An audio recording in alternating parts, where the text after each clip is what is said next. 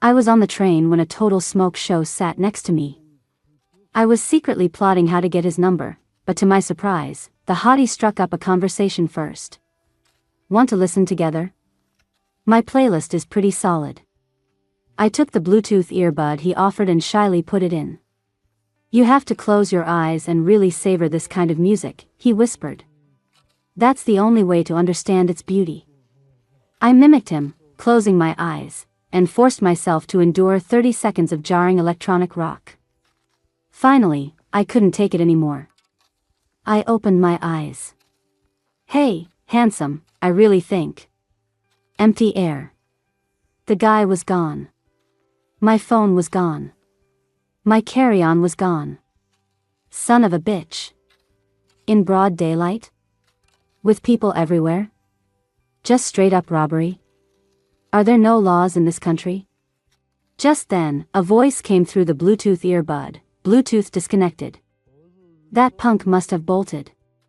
If I didn't chase him now, he'd be off the train. I didn't hesitate. I pressed the earbud to my ear, stood up, and started trying to reconnect. Generally speaking, these standard earbuds have a range of about 30 feet. I took a few steps left, then right. On the right, I heard the faint ping of a connection. Good. He's to the right. I kept my finger on the earbud and moved deeper into the car, scanning the passengers on both sides, terrified I'd missed the thief. I got to the end of the car, and the signal cut out again. Damn it, did he see me coming and run? Before I could move into the next car, someone grabbed my arm. I whipped around to see a young guy in a bomber jacket looking at me with confusion. You too? I paused. What? The kid pointed to his own earbud. The suspect is alert. We have to be careful not to blow our cover. Ah. Another victim. Misery loves company, I'd found my people. I nodded immediately, lowering my voice. Don't worry. We'll sneak up on him. Ninja style. The kid nodded in relief. He was about to say something else when his eyes suddenly sharpened. Here he comes. I followed his gaze and saw a familiar figure in the distance. Bingo. I locked eyes with the kid. We're hitting the station soon. I'll take the front, you take the back. We flank him. The kid looked me up and down. Can you handle it? Maybe let the captain take this one? Wow, our victims' alliance already elected a captain? I waved him off. Don't underestimate me. I'm a third-degree black belt in Taekwondo. The kid immediately gestured for me to lead the way. At the same time, the conductor announced our arrival. I moved quickly to the door, my eyes glued to that silhouette. 30 seconds later, the train stopped. The moment the doors opened, I sprinted onto the platform. Beep. The earbud connected. Blasting rock music filled my ear again. I felt like the lead in an action movie, my steps matching the drumbeat. I was moving faster than I ever had in my life. I spotted the familiar figure instantly. Behind me, the kid was yelling, "Captain! Cut him off. I don't need a captain." I practically flew through the air, tackling the thief to the ground. I got you, you little creep. The handsome thief stumbled under my weight, but his reaction was fast. With a quick judo move, he flipped me onto my back.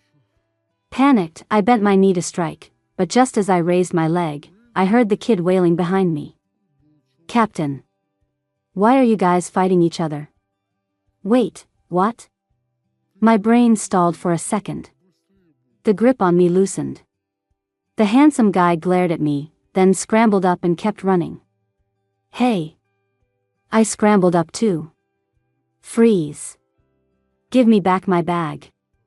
Are you an idiot? The guy rolled his eyes at me as he ran, looking exasperated. The thief is the guy in front of us. I followed his finger and saw a skinny little old man sprinting ahead with my limited edition bag on his back. He was seconds away from hitting the escalator and disappearing into the crowd. In the blink of an eye, the handsome guy roared, "Duck!" I instinctively dropped. A split second later, a full heavy water bottle whistled past the back of my head and nailed the old man right between the shoulder blades. Thwack! The old man pitched forward and tumbled right off the platform edge. I screamed and instinctively moved to go after him. "What are you doing?" The handsome guy grabbed me from behind, his heart pounding against my back. "You got a death wish?" I looked down at my bag, which had tumbled down with the old man. My heart was bleeding. My brand new calfskin. That was $6,000. The guy was silent for 2 seconds, then let go. "Well, you want to go down there and keep it company?" Half an hour later, I was sitting in the transit police station, hugging my scratched-up calfskin bag and weeping silently. The door opened. The handsome captain and the kid walked in, looking awkward. After a few seconds, Captain Handsome spoke up. "So, you technically assisted in the arrest. Let me see if I can get that bag expensed for you." I looked up through teary eyes. "Really?" It was $6,000. Even with the damage, I could resell it for $4,000. The captain immediately let out a fake laugh. "Huh, nope. I'm kidding. Definitely don't take that seriously." I cried harder. "Look, you carry a bag that expensive, you're practically asking to be targeted," the captain sighed. I mumbled, "The thief is the one at fault. What does my poor calfskin bag have to do with it?" The captain paused, then chuckled. "Fair point. Why don't you ask the thief for reimbursement?" I heard the sarcasm and glared at him. Look at that pathetic old man. I'd be scared he'd sue me for $20 if I bumped into him. Reimbursement? The captain grinned. The dad can't pay, but the son can. I blinked. What do you mean? The captain sat down next to me. From what we know, they're a father-son duo. The dad steals on the transit lines, the son sells the goods offline. We caught the dad.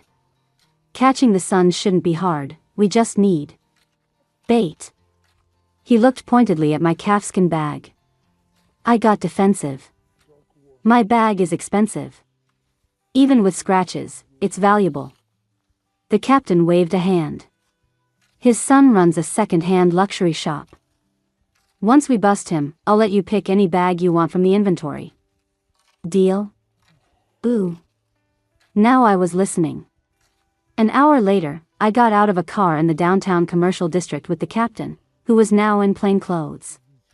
We'd introduced ourselves on the ride over. His name was William Hayes.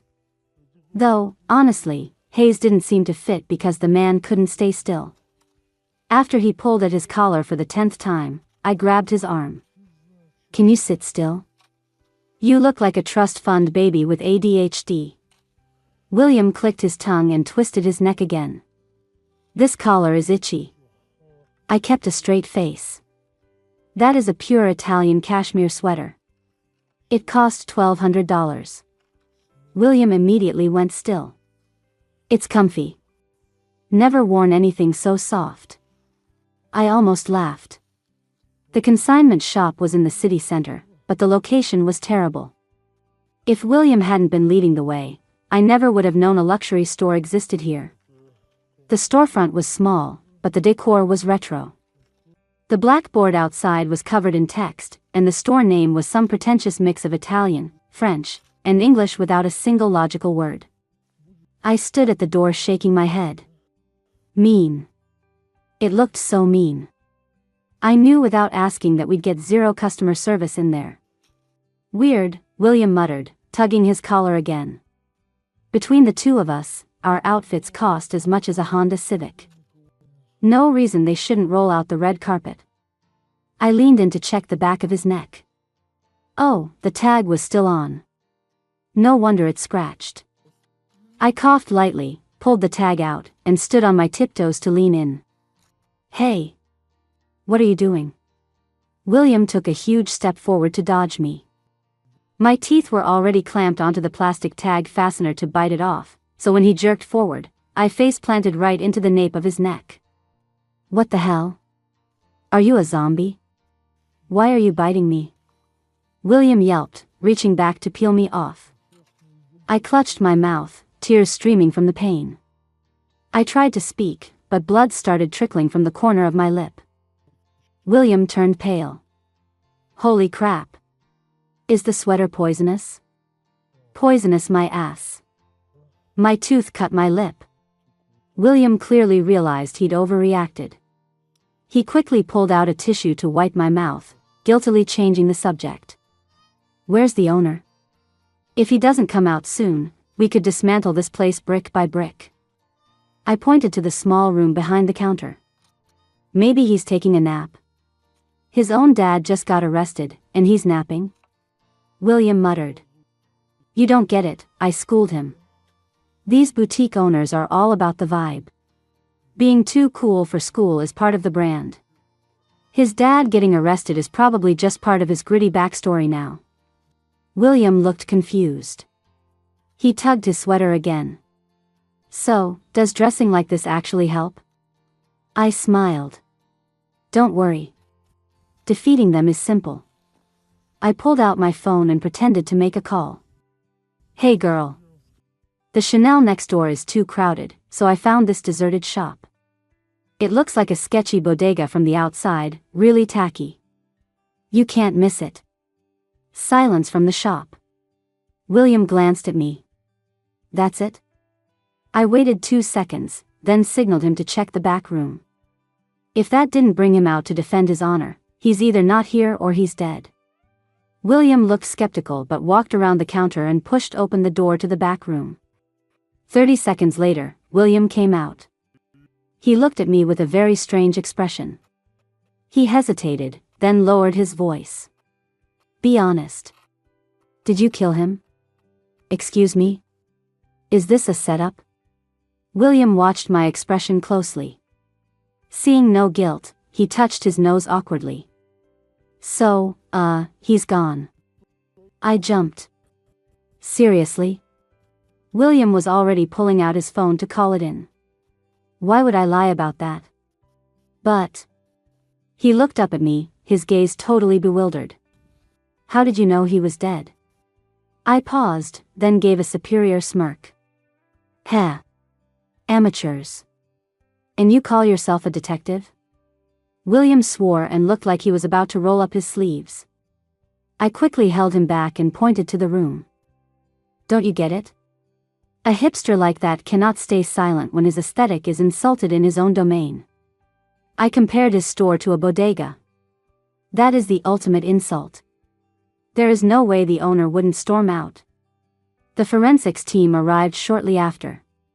They determined the time of death was at least an hour ago. I sipped a boba tea on the sidelines and rolled my eyes at William. I was with you an hour ago. Believe I'm not the killer now? William whispered a defense. I didn't really suspect you. The deceased was Lance Lee, the owner of the consignment shop and the son of the old thief. He had been stabbed in the neck with a sharp, thin object and bled out. William frowned. We just caught his dad, and immediately after, he gets killed. Is it a coincidence? I looked at him. You mean his death is related to his dad's arrest? William shook his head. Hard to say. No leads yet, can't jump to conclusions. He stood up to organize the officers for canvassing. I didn't want to be in the way, so I dusted off my pants, ready to go home. I'd barely taken 2 steps out of the shop when someone called my name. Riley. I turned around and blinked. What are you doing here? It was my friend Harper. We shopped around here all the time. I was surprised to see her because Harper is actually wealthy. She almost never shops at second-hand stores.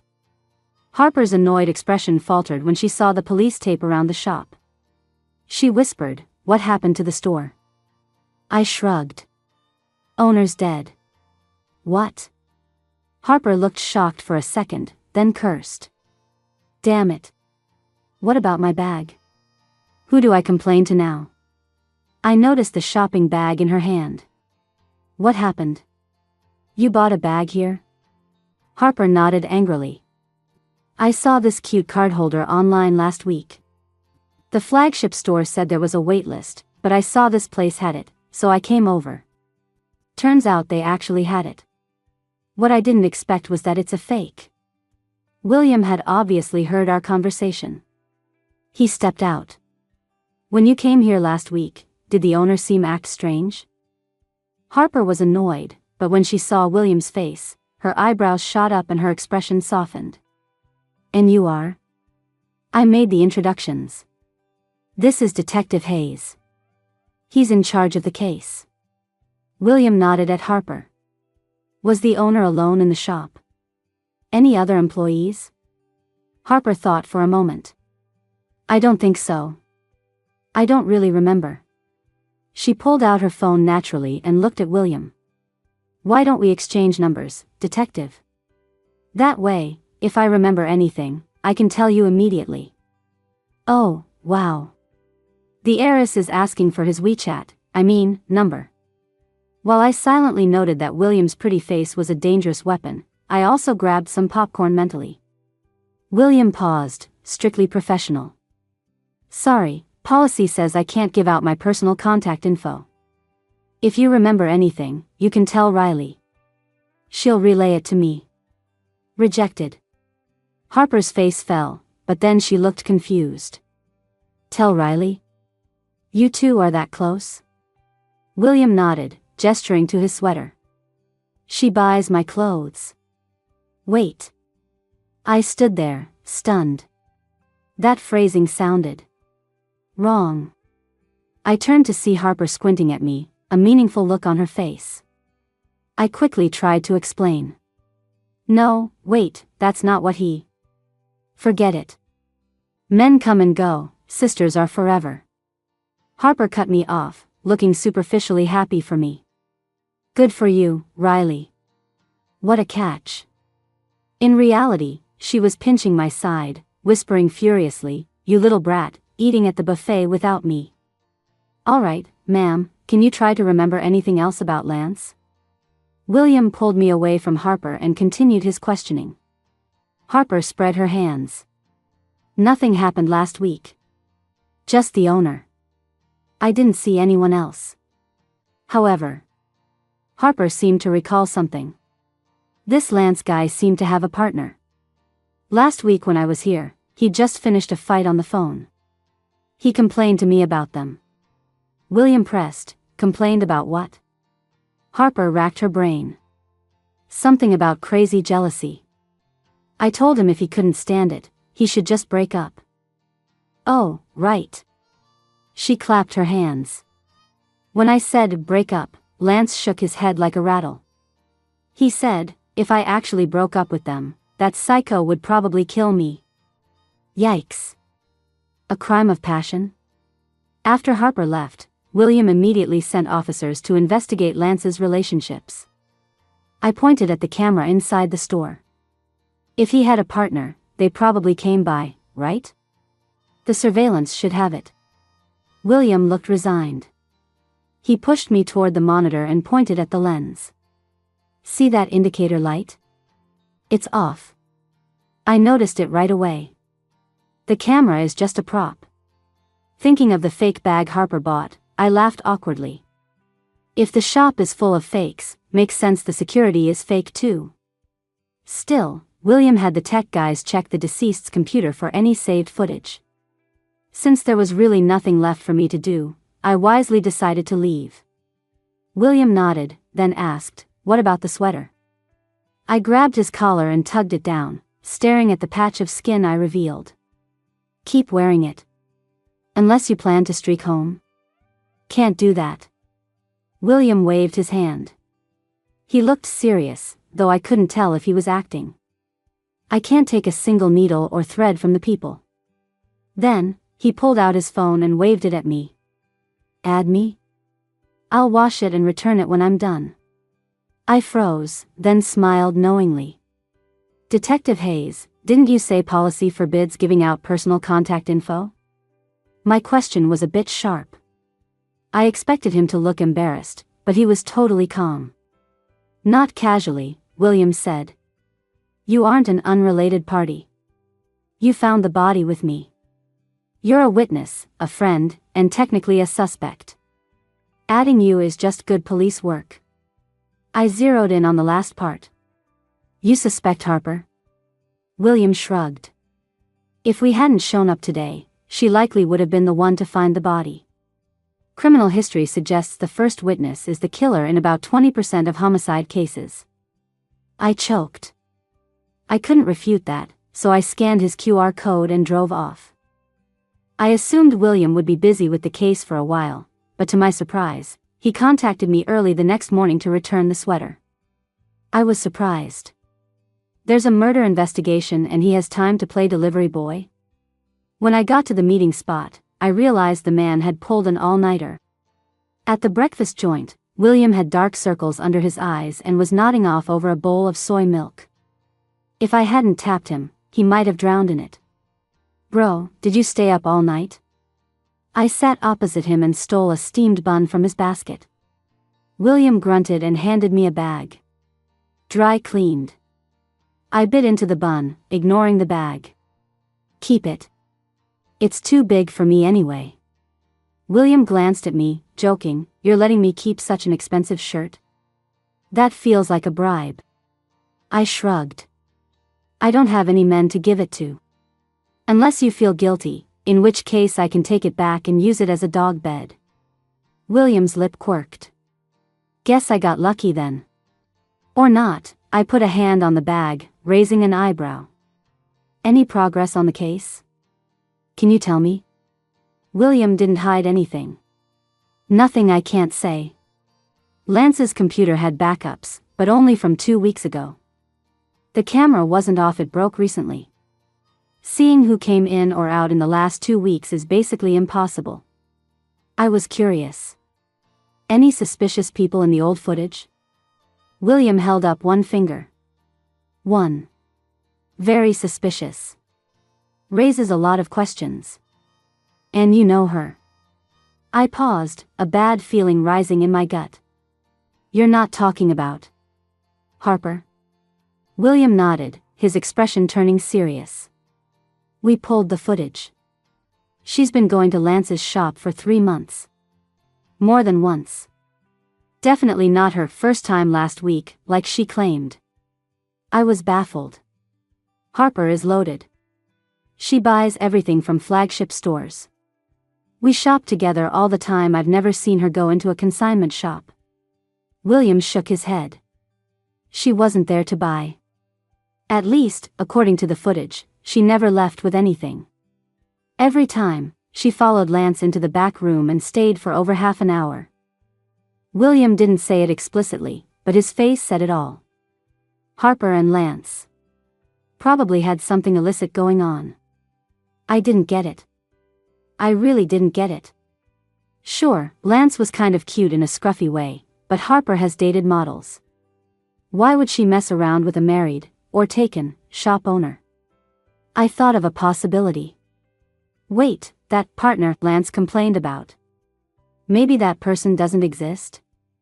William waved his hand. No, the person exists. We haven't confirmed if she was officially his girlfriend, but on the footage, they were definitely intimate. I wanted to crack Harper's head open. She actually got involved with a guy in a relationship? William chugged the rest of his soy milk and wiped his mouth.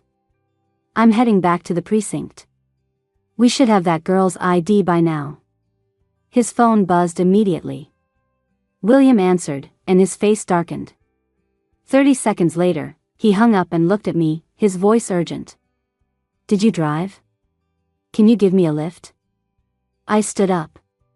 What happened? The girl. William's voice was heavy. The girl Lance was involved with. She's dead. The scene wasn't far, a 20-minute drive. The victim was Zoe, a sales associate at the downtown mall. She hadn't shown up for work, didn't answer calls. A colleague went to her apartment and found her. Time of death was likely around 11 p.m. last night. The medical examiner briefed William. Same cause of death as Lance Lee. Stabbed through the neck with a long, sharp object. Exsanguination.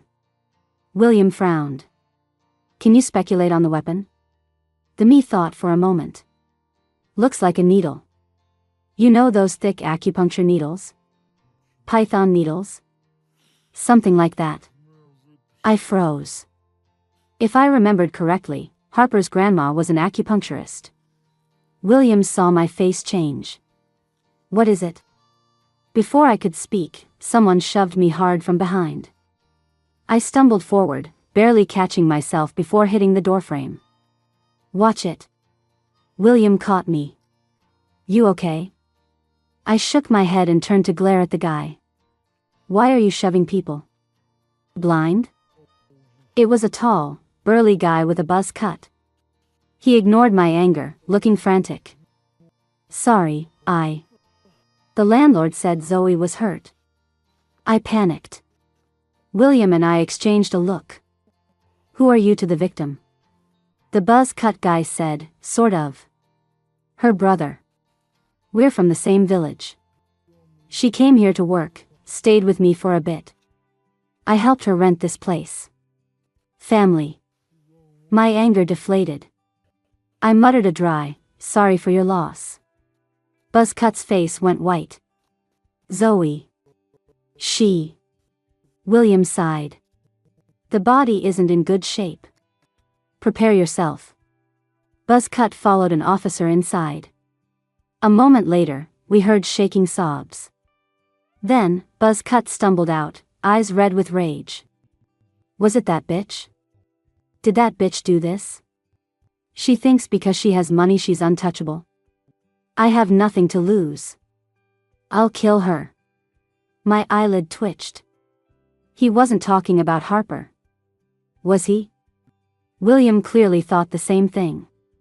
He had an officer take the man back to the station for a statement, then signaled me to walk with him. Don't ask me, I really don't know, I said before he could start. Harper never told me. William didn't buy it. You guys go shopping and just shop. No gossip about relationships? I racked my brain. She mentioned she liked someone, but I never guessed it would be a taken man. Seeing he wouldn't get anything else, William waved it off. Fine. I'll ask her myself. You know where she lives? I did. So I drove William over. Bad luck. Harper wasn't home. Only the housekeeper was there. Miss Harper told me this morning she was going on a business trip, the housekeeper said. I felt a pit in my stomach. That convenient? Did she flee the country? William pressed. What time did she contact you? Did she say where? The housekeeper checked her phone. Before 6 a.m. She messaged me saying she had to catch a flight. Didn't say where, just that she might not be back for a while. That early? I was surprised. I rarely see Harper take flights that early. Unless it was an emergency. William focused on the not back for a while part. He frowned and told the housekeeper, if she contacts you again, tell me immediately. Leaving Harper's house, William thanked me. Thanks for the ride today. I owe you dinner. I waved him off. What about Harper? I'll put out a trace, William said. At least find out where she is. I nodded, looking at my car, feeling hesitant. Can you drive back? My ankle hurts. I don't want to drive. What happened? William frowned, squatting down to reach for my foot. When did it start hurting? Why didn't you say something? I was a little embarrassed and pulled back reflexively. It's fine. I probably twisted it when Buzzcut shoved me. I'll spray something on it later. William didn't push it. He drove me home first. At my building, I turned to him. Why don't you take my car to the precinct? Bring it back whenever. William smiled. I've been troubling you for 2 days. I really need to apply for a budget to buy you a calfskin bag as compensation. Actually, I don't need a calfskin bag, I eyed him up and down. I'll take other forms of compensation. William raised an eyebrow. Deal. Once your ankle heals, compensation will be delivered. He wasn't usually the playful type, but that slightly wicked look on his face made him even hotter. My ears felt hot. I coughed and got out of the car. I'm going in. You get back to work. Behind me, William chuckled low, watching me flee. I got into the lobby only to see an out-of-order sign on the elevator. I live on the 8th floor. If I'd known, I wouldn't have run off. I could have made William be my pack mule. I lamented my throbbing ankle for a few seconds, debating whether to stay at my parents', when someone knocked on the glass door behind me. I turned. William was standing outside, hands in his pockets, smiling at me. The sunlight hit the side of his face. He looked warm. He looked at me and smiled. Riley, want that compensation now? I knew cops had to be fit. But I didn't know they were this fit. William carried me up 8 flights of stairs on his back. Without stopping. After we got inside, I stared at him, waiting to see if he'd go to a corner and collapse wheezing. He didn't. He just grabbed 2 tissues to wipe a little sweat. Is he human? Noticing my stare, William smiled. What are you looking at? I said, Super Saiyan. William took it as a compliment. He rolled up his sleeves and flexed. Not just for show. It was cheesy, but the muscle definition was genuinely beautiful. I couldn't help but reach out and squeeze his arm. When I saw his amused expression, I quickly pulled back and patted his shoulder. I accept this compensation. Keep up the good work, Officer Hayes. William looked interested. Keep it up how? I stalled. Carry me up and down the stairs more? William clicked his tongue in disappointment. I thought you meant this kind. He lifted the hem of his shirt slightly. Taut skin flashed before my eyes. I froze for a second, face burning. I lunged forward and yanked his shirt down. What is wrong with you? Aren't you a police officer? Seducing civilians is against the rules. I'm not seducing anyone, William said innocently. You wanted compensation. I thought you liked looking at this. I choked. I mean, I do like looking at it. But. Compensation implies getting something I actually want, right? William looked down at me. Are you saying you don't like it? I stammered for a while but couldn't squeeze out a no. William smiled slightly. He gently freed his shirt from my grip and lifted it 1/2 inch. Smooth muscle peeked out. He looked down at me. So? Want compensation? Look, even a saint couldn't refuse this situation. By the time my brain came back online, my palm was already flat against William's abs. Warm. Hard. Defined. William inhaled slightly, and the texture got even better. A full 30 seconds later, I reluctantly pulled my hand back, exhaling in satisfaction. Okay. That touch was worth $1,000. William laughed.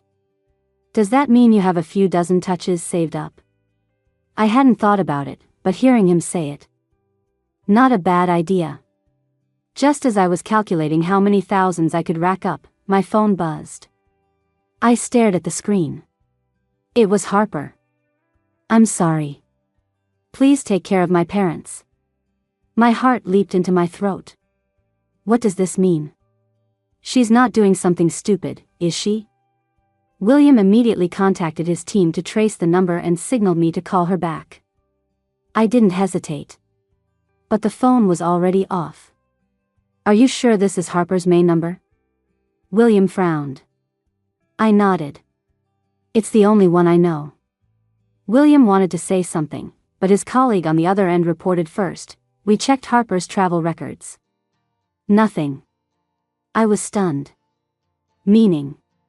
She didn't go on a trip? William walked toward the door. It means she didn't buy a ticket through legal channels. She didn't take the highway. But she could have taken a shady cab on back roads. Or she never left and is playing hide and seek. Of course, there is another possibility. William looked down at the text on my phone, his expression dark. The person who sent that text might not be Harper. I understood immediately. You mean she was kidnapped? William nodded, then shook his head. Just a guess. No proof. From the motive and relationships, her fleeing makes more sense. I didn't believe Harper would ruin her life over a boutique owner, but love makes people do crazy things. William rubbed my head. I'm going back to the station. Stay here. If she contacts you, tell me. I nodded. Harper didn't message again all day. I contacted her parents. They seemed normal, oblivious to any trouble. If her parents didn't know, what about her grandma? I had an idea. The next morning, I called William and told him my theory. William thought about it. It's a lead. Where is her grandma's clinic? I'm going. I'll go too, I said. My ankle is sprained, it's a perfect excuse. We won't spook her. William hesitated. Okay. I'll pick you up. I pretended to be annoyed. Why the hesitation? Think I'll slow you down? I can still perform a tornado kick on one leg. William chuckled. No. I was just wondering if this meeting requires another $1,000 compensation. I coughed. I suppose it could. 30 minutes later, I was in the passenger seat, sipping milk tea with one hand and resting the other on William's abs. Is this 1,000? William glanced at me while driving. Feels like 10 grand worth. I huffed. So what? Don't act like you aren't enjoying it. I leaned in closer, pressing slightly harder, threatening him. Aren't you? The car slammed to a halt at a red light. William looked down at me, his eyes intimate and dangerous. What if I say yes? I froze, my heart racing faster than the honking cars behind us. Then I guess I know you pretty well. I laughed dryly and sat back properly. Green light. Go, go. We're almost there. William chuckled and hit the gas. I directed him around the last corner, my heart rate finally slowing. Seeing the two-story building ahead, I pointed. That's it. William parked in a temporary spot. Okay, I'm getting, hey. A shadow pressed over me. The half-open door was pulled shut. William loomed over me, eyebrows raised. I was counting. One touch is 1,000. You touched for at least 3 minutes. How many touches is that? My heart felt like it was going to explode. I stammered, let's say. Say 10. William smiled. No. 20. Not enough. 30 then? Seeing my face turn red, William finally hummed in agreement. One touch, 1,000. 30 touches is 30,000. Plus the last time. William smirked, pointedly. Riley, you're in debt. Wait, math doesn't work like that. I was about to argue when I saw a figure through the window. I pulled William down. Someone's coming. It was Harper's grandma. She was dressed in drab gray clothes, totally unlike her usual flashy style. She carried a backpack and looked hurried. She got into a taxi. I hit William's arm. Follow her. William exhaled, pushed himself off me, and started the car. Seatbelt. We followed the taxi discreetly. 20 minutes later, the road looked familiar. Wasn't this downtown? Why was Grandma here? The taxi didn't stop at the main mall entrance. It went to a side street near the west side, not far from Lance's shop. Grandma got out. William stopped the car immediately. If I don't message you in 20 minutes, call for backup. Hey. I tried to stop him, but he hopped the fence and followed her into an alley. Time stretched. I paced in front of the car, checking my phone every few seconds. It felt like a century, but only 7 minutes had passed. Someone tapped my shoulder. I jumped, ready to flip them, but stopped when I saw the face. What are you doing here? It was Zach, the buzz cut guy. Zoe's brother. Zach looked confused. I saw you standing here for a while. Everything okay? I smiled vaguely. Waiting for a friend. Zach nodded and pointed at my car. Wait inside. It's cold. I mumbled an agreement, then asked, why are you here? Zoe's apartment wasn't near here. Zach pointed at a restaurant nearby. I work there. He hesitated, then lowered his voice. I know you're close with that cop. Any progress on Zoe's case? I was vague. I'm not sure. Heard they have a suspect. Zach's voice went cold. It has to be that woman. Who else? I tested him. Which woman? The rich one? Zach nodded, face ugly. Carrying designer bags, acting like she owns the world. If she's so rich, why act like a homewrecker? Shameless. He remembered something and pulled out his phone. And she has more than one guy. I saw her messing around with another dude. Different guys every time. I didn't really believe that. Harper is dramatic, but not messy. But Zach looked certain. He showed me a photo. Look. I snuck this pic. Wanted to show Zoe, but the photo was definitely Harper. She was with a young guy. From the body language, it looked suspicious, but Harper looked annoyed, like she was brushing him off. Can I take a picture of this? I asked. Zach nodded, still fuming. People like her have never heard no in their lives. If things don't go their way, other people pay the price. I didn't speak. I was sweating because that sounded exactly like Harper. Zach went back to work. I stared at his back until someone grabbed my shoulders. Don't move. I didn't hesitate. I grabbed the arm, aimed a kick, and got pulled into a warm embrace. A laughing voice came from above. Riley, trying to kill me to wipe out your debt? I relaxed, leaning back against him. How is it my debt? Officer Hayes bullying civilians? Who's bullying you? William pointed in the direction Zach had gone. Who were you talking to? Exchanging numbers? I laughed, elbowing him. That was Zach. Zoe's brother. You didn't recognize him? William squinted. I did. That's why I wondered why you were chatting him up. Not chatting. I showed him the photo on my phone. Zach caught Harper with another guy. He wanted to show Zoe. William frowned, looking at the photo. He pays a lot of attention to these women. I blinked. What about Grandma? Did she go secretly help Harper? William made a face. Don't ask. He sighed. We got it wrong from the start. What do you mean? William lowered his voice. Grandma wasn't there to meet Harper. She was there to pay off Harper's gambling debts. I froze. What? Right near Lance's shop, there's a storefront under renovation. Inside, it's an illegal gambling den. Harper is a regular. She lost a ton of money. Collectors cornered her, so Grandma has been going over to pay them off and clean up her mess. Unexpected. Who could have guessed?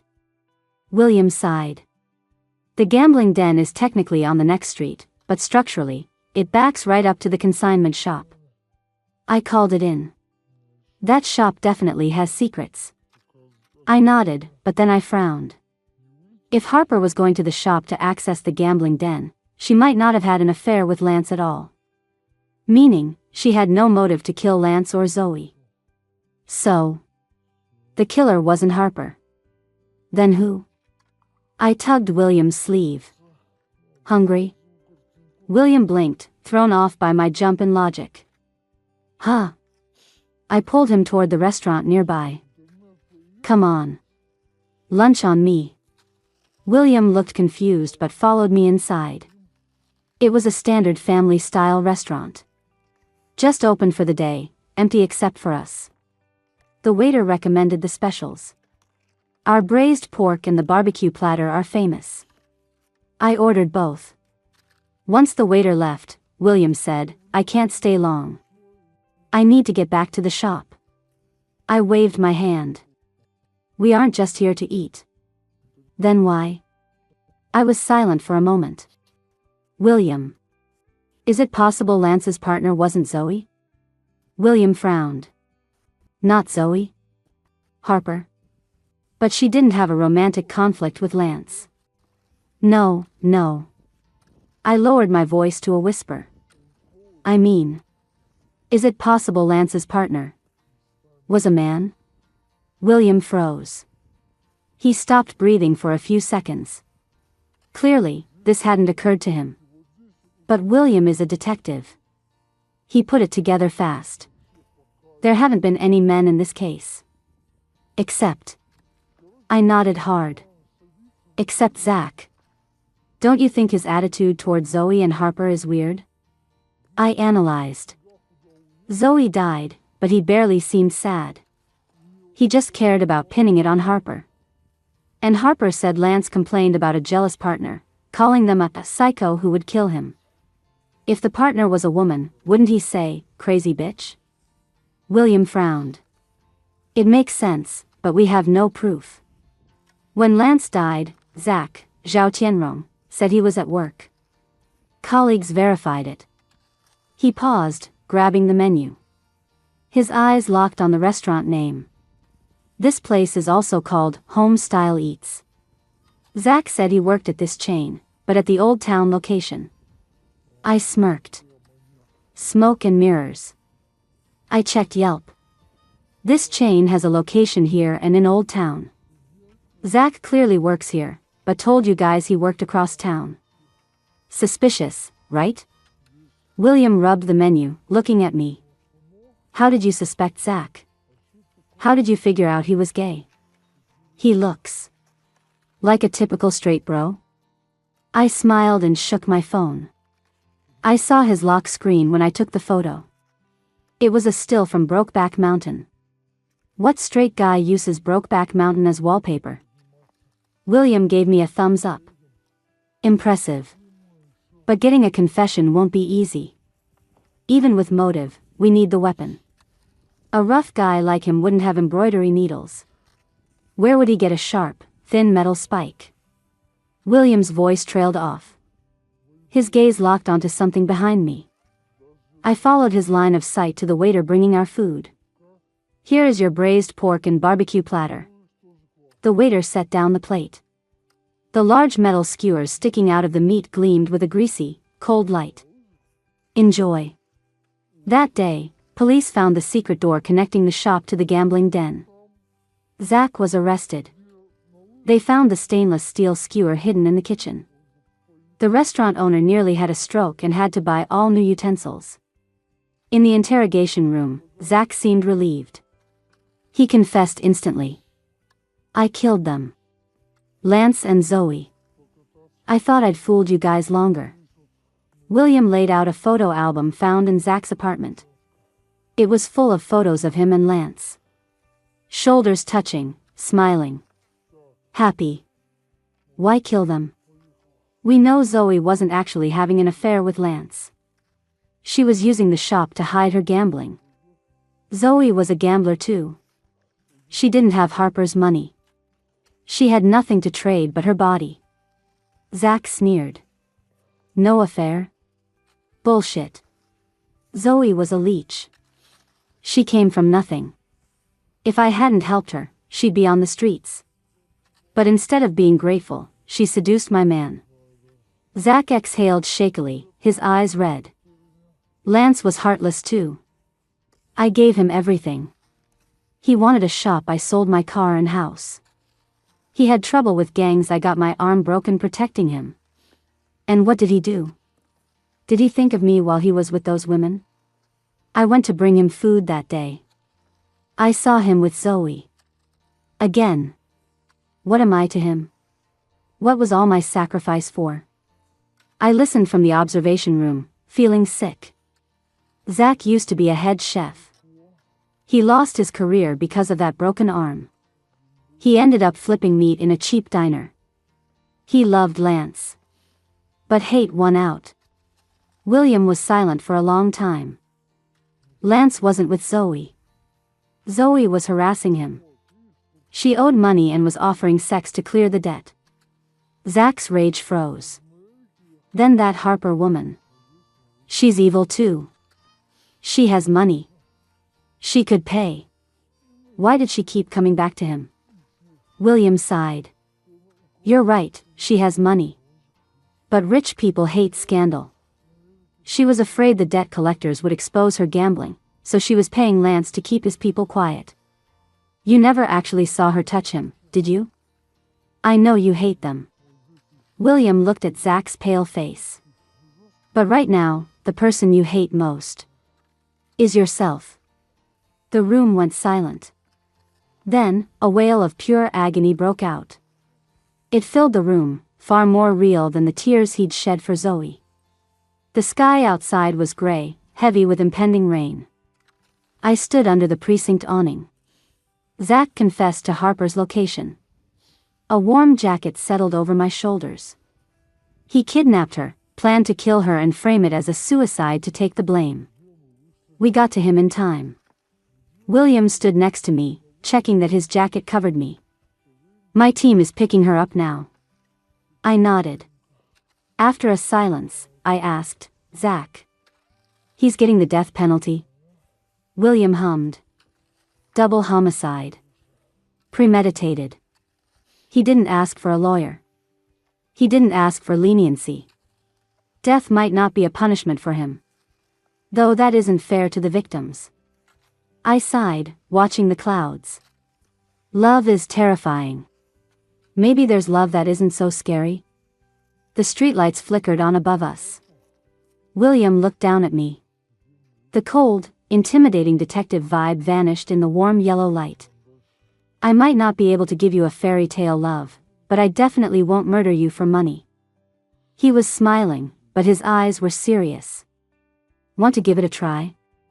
I really did just want to share my music with you on that train. I looked at him. I don't know if perfect love exists. I don't know why we fall for people. But I think we all have cracks in our hearts where the cold wind blows in. And when someone comes along and fills that crack, even for a moment, the warmth is real. And that moment is worth everything. I smiled into William's nervous, intense gaze and reached out to take his cold hand. Okay. Let's survive the winter together.